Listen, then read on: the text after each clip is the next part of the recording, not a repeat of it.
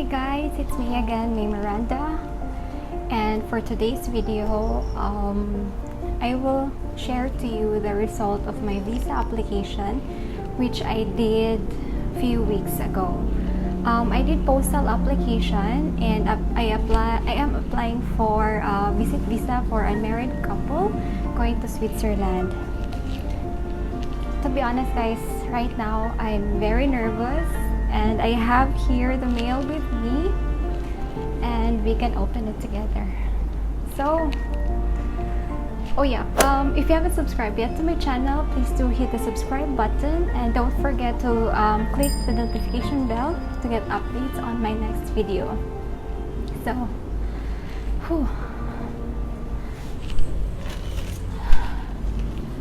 Let's start.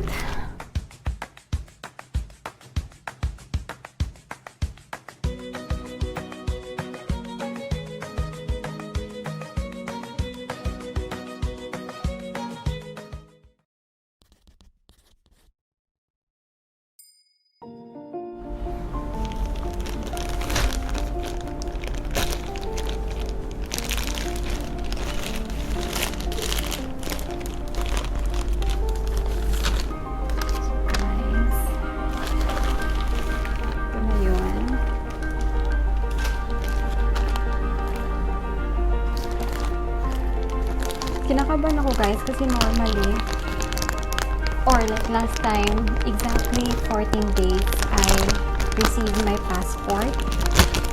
Sinend ko siya May 11.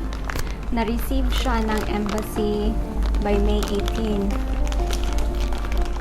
And na-forward siya sa akin nung May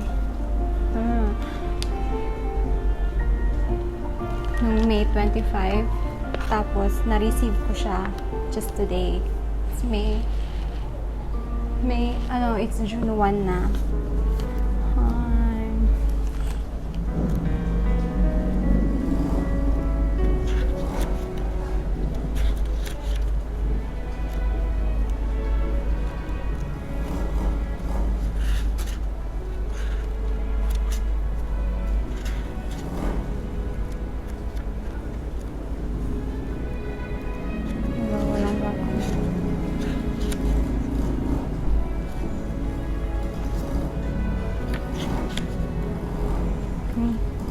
Deny.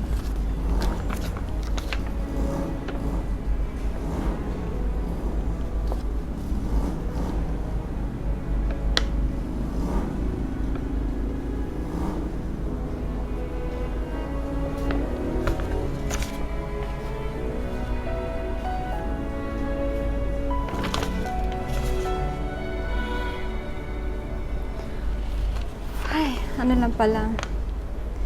Hindi siya denied, pero they're asking for declaration of sponsorship.